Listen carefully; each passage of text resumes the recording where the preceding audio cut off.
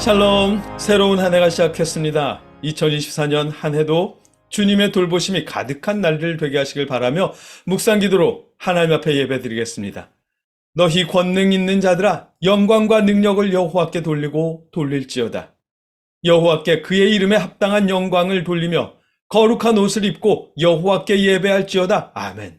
사랑의 아버지 하나님, 새해 첫 주에도 우리가 이렇게 예배드리게 하시니 감사합니다. 우리의 예배가 주님을 기억하는 시간 되게 하여 주시고 우리의 믿음을 세워나가는 시간 되게 하여 주시옵소서. 또한 아버지의 은혜로 우리가 평안을 누리는 시간 되게 하여 주시옵소서. 예수님의 이름으로 감사하며 기도드립니다. 아멘. 함께 찬송하겠습니다. 우리가 부를 찬송은 찬송가 550장 시온의 영광이 빛나는 아침입니다. 찬송하겠습니다. 시온의 영광이 빛나는 아침, 어둡던 이 땅이 밝아오네. 슬픔과 애통이 기쁨이 되니 시온의 영광이 비춰오네. 시온의 영광이 빛나는 아침, 매였던 종들이 돌아오네. 오래전 선지자 꿈꾸던 복을 만민이 다 같이 누리겠네. 보아라, 광야에 화초가 피고 말랐던 시냇물 흘러오네. 이 산과 저 산이 마주쳐 울려 주 예수는 종을 찬송하네. 땅들아, 바다야, 많은 섬들아, 찬양을 주님께 드리어라. 싸움과 죄악이 가득한 땅에 찬송이 하늘에 사무치네. 아멘.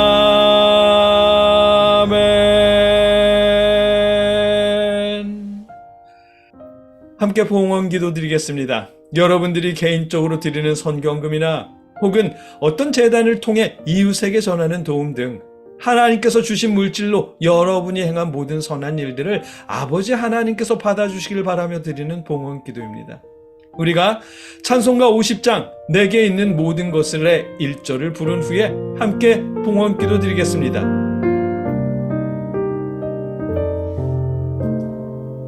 내게 있는 모든 것을 아낌없이 드리네.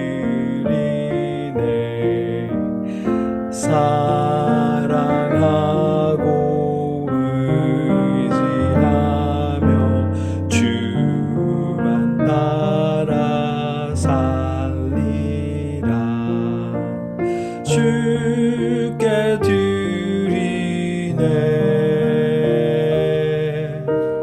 주께 드리네.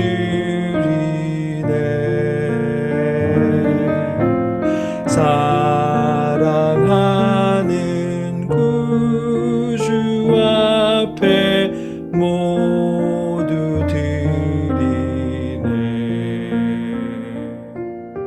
내가 진정으로 너희에게 말한다. 이 작은 사람들 가운데 하나에게 내 제자라고 해서 냉수 한 그릇이라도 주는 사람은 절대로 자기가 받을 상을 잃지 않을 것이다. 아멘. 이와 같은 말씀으로 우리에게 약속하신 주님, 우리가 아버지께서 주신 은혜로 주님의 뜻에 따라 이웃과 나눕니다. 아버지, 우리가 나눈 나눔을 기억하시고 받아주시옵소서. 더욱 풍성하게 나눌 수 있도록 모든 형평을 풍성하게 하여 주시옵소서.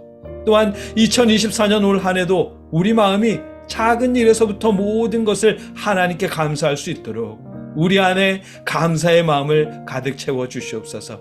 예수님의 이름으로 기도드립니다. 아멘. 나는 전능하신 아버지 하나님 천지의 창조주를 믿습니다. 나는 그의 유일하신 아들 우리 주 예수 그리스도를 믿습니다. 그는 성령으로 잉태되어 동정녀 마리아에게서 나시고 본디오 빌라도에게 고난을 받아 십자가에 못 박혀 죽으시고 장사된 지 사흘 만에 죽은 자 가운데서 다시 살아나셨으며 하늘에 오르시어 전능하신 아버지 하나님 우편에 앉아 계시다가 거기로부터 살아있는 자와 죽은 자를 심판하러 오십니다. 나는 성령을 믿으며 거룩한 공교회와 성도의 교제와 죄를 용서받는 것과 몸의 부활과 영생을 믿습니다. 아멘. 말씀을 나누겠습니다. 우리가 함께 나눌 하나님의 말씀은 누가복음 8장 22절로 25절까지의 말씀입니다. 제가 받들어 읽겠습니다. 하루는 제자들과 함께 배에 오르사 그들에게 이르시되 호수 저편으로 건너가자 하시매 이에 떠나 행선할 때에 예수께서 잠이 드셨더니 마침 광풍이 호수로 내리침에 배에 물이 가득하게 되어 위태한지라. 제자들이 나와 깨워 이르되 주여 주여 우리가 죽겠나이다 한데 예수께서 잠을 깨사 바람과 물결을 꾸짖으시니 이에 그쳐 잔잔하여지더라. 제자들에게 이르시되 너희 믿음이 어디 있느냐 하시니 그들이 두려워하고 놀랍게 여겨 서로 말하되 그가 누구이기에 바람과 물을 명하며 순종하는가 하더라. 아멘. 저희 아버지께서 주무실 때면 제가 어렸을 때요. 저희들은 꼼짝도 못했었습니다. 아버지가 깨실까봐 발자국 소리조차 낼 수가 없었잖아요. 밖에 있다가 집에 들어가야 할 일이 생겨도 혹여나 주무시는 아버지가 깨실까봐 뒤꿈치를 들고 살금살금 걸었습니다. 그때는 저희 집 문이 미닫이 문이었는데 소리가 날까 봐서 이렇게 이쪽 저쪽 잡아가지고 살짝 들어서 이렇게 조심조심 열었어요. 그렇게 조심조심 조용히 문을 열어도 아버지 잠기가 어찌나 밝으신지 주무시다 말고 거기 누구요? 하시죠. 그러면 혼날까 봐 저 창원이에요. 물건 찾으려고 잠깐 들어왔어요. 죄송해요 아버지 라며 조용히 대답드리곤 했습니다. 그러면 에이 조용히 다니지 라고 말씀하셨고 저는 또 죄송해요 아버지 주무세요 하면서 조용조용 물러나곤 했습니다. 그때는 참 아버지가 어렵기만 했는데 이젠 정말 이제 뵙고 싶고 그러네요. 어른이 주무시면 깨시지 않도록 조용히 다니는 게 당연한 일인데 우리한텐 당연한 일인데 예수님의 제자들은 그걸 몰랐나 봅니다. 주무시는 예수님을 깨웠거든요. 물론 풍랑이 치고 배에 물이 들어차서 다급하니까 그랬겠지만 본문에 보니까 주여 주여 우리가 죽겠나이다 라며 소리쳐서 예수님을 깨우더라고요. 주무시는 예수님을요. 예수님은 그래서 주무시다 말고 일어나셔서 파도 치는 물결과 바람을 꾸짖으십니다. 예수님을 깨운 건 제자들인데 꾸중은 파도와 바람이 들었어요. 억울했을 것 같기도 한데 그래도 예수님의 말씀에 순종하며 풍랑은 잔잔해졌습니다. 물론 주무시는데 깨웠다고 해서 예수님이 파도를 꾸짖으신 것은 아니겠죠. 그래도 명령하셨다고 표현되지 않고 꾸짖으셨다라고 말씀하신 것을 보면 마음이 조금은 불편하셨던 건지도 모르겠습니다. 그건 아마도 제자들의 믿음이 없었기 때문이겠죠. 25절에 보니까 너희 믿음이 어디 있느냐라며 제자들도 꾸짖으셨거든요. 아니 그런데 믿음이 있으니까 예수님을 깨운 거 아닐까요? 자신들은 어쩌지 못할 성난 파도를 예수님께서 깨어나시면 어떻게든 해주실 것이라고 믿었으니까 그 믿음으로 주여 주여 우리가 죽겠나이다 라며 예수님께 부르짖은 것이겠죠. 그런데도 예수님은 제자들에게 너희 믿음이 어딨느냐 라면서 꾸짖으셨습니다. 왜냐하면 제자들은 주님께서 선택하신 자신들의 능력도 믿지 못했고 예수님이 함께 하신다는 의미와 그 믿음도 없었기 때문일 것입니다. 주여 주여 우리가 죽겠나이다 라는 제자들의 부르짖음과 성난 파도를 꾸짖어 잔잔케 하신 예수님의 능력 때문에 우리가 깜빡한 사실이 하나 있는데 예수님은 못 쓰셨고 제자들 중 적어도 4명은 어부였다는 사실입니다. 베드로와 안드레, 야고보와 요한은 이 4사람은 지금 풍랑이 치고 있는 갈릴리 바다에서 나고 자라서 잔뼈가 굵은 어부들이었거든요. 그들은 예수님의 제자가 되기 전까지만 해도 갈릴리에서 이런 풍랑 정도는 수없이 경험했을 것입니다. 그런데도 그들은 주여 주여 우리가 죽겠나이다 라며 어부였던 자신들의 경험을 외면한 채 주님께 부르짖기만 한 것이죠.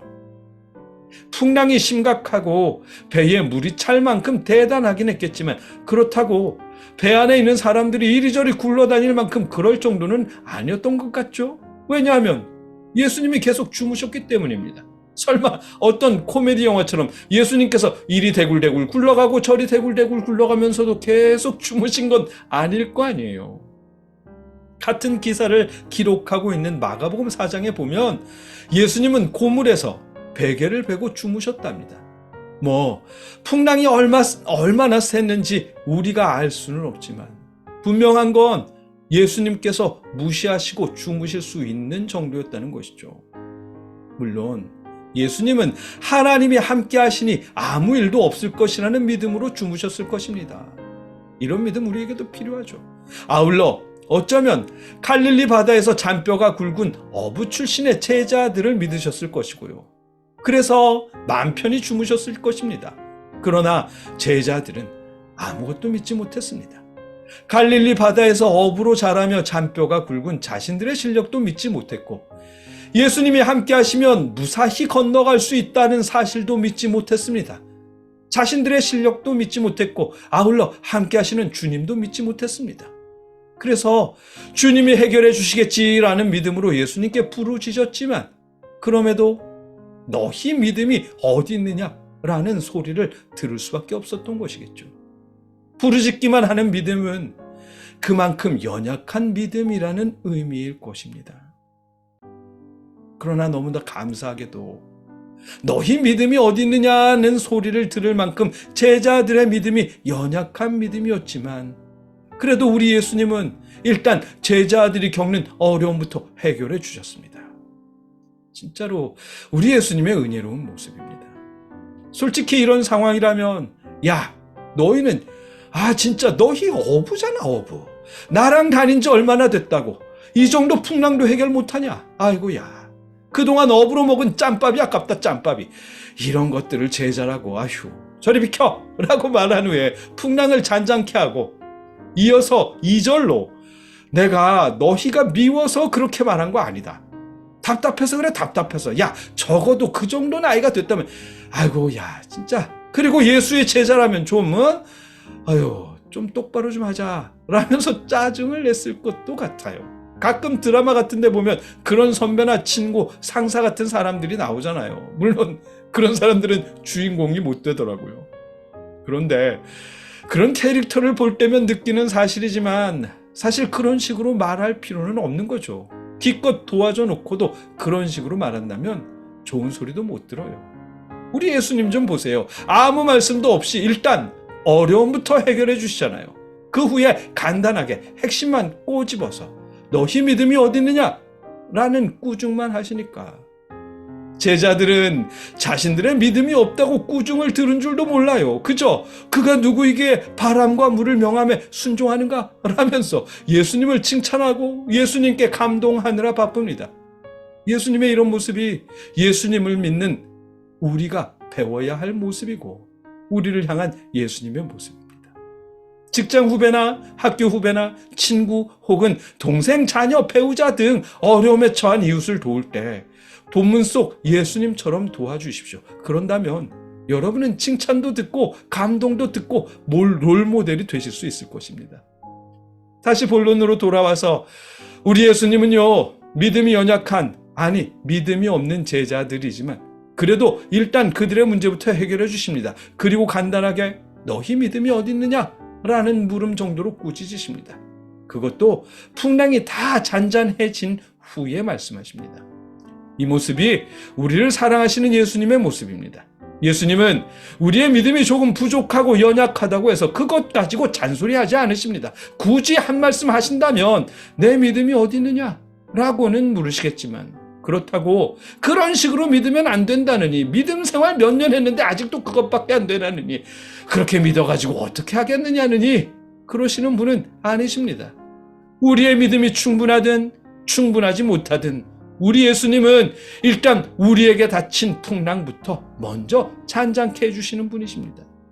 이렇게 좋으신 예수님이 여러분과 함께 하십니다. 예수님은 여러분을 선택하셨습니다. 여러분을 구원하시려고 대신 십자가에 죽으셨고요. 그만큼 예수님은 여러분을 사랑하십니다. 그 사실을 잊지 마십시오. 무슨 일을 만나든 어떻게 해야 하나 염려하며 걱정하지만 마시고, 기도하겠다며 자리를 벗어나지도 마십시오. 그보다는 주님이 선택하신 여러분의 능력을 믿고 여러분과 언제나 함께 하시는 예수님을 믿으며 나아가십시오. 예수님은 여러분의 믿음이 충분하지 못하더라도 여러분을 도우실 것이고 문제를 해결하실 것이며 함께 이루어 나가실 것입니다. 새로운 2024년 함께 하시는 주님을 바라보며 믿음으로 힘차게 나아가는 한 해가 되게 하시길 주님의 이름으로 기원합니다. 함께 기도하겠습니다. 사랑의 아버지 하나님, 우리가 새로운 한 해를 맞이합니다. 이 한 해 동안에도 우리가 주님께서 선택하신 우리의 가능성을 믿고 또 함께 하시는 임마누엘의 하나님을 믿으며 계속해서 나아갈 수 있도록 힘과 믿음과 지혜를 그리고 건강을 허락하여 주시옵소서. 예수님의 이름으로 기도드립니다. 아멘. 내 영혼에 햇빛 비치니 주 영광 찬란해. 이 세상 어떤 빛보다 이 빛 더 빛나네. 주의 영광 빛난 광채 내게 비춰 주시옵소서. 그 밝은 얼굴 배울 때 나의 영혼 기쁘다. 이제는 우리를 위해 십자가에 죽으신 예수 그리스도의 크신 은혜와 우리를 구원하시려고 독생자를 보내신 아버지 하나님의 무한하신 사랑하심과 우리에게 능력을 주시는 성령님의 역사하심이 주를 믿는 모든 성도들과 늘 함께 하시며 주님을 향한 믿음으로 힘차게 나아가게 하시기를 주님의 이름으로 간절히 축원하옵나이다. 아멘.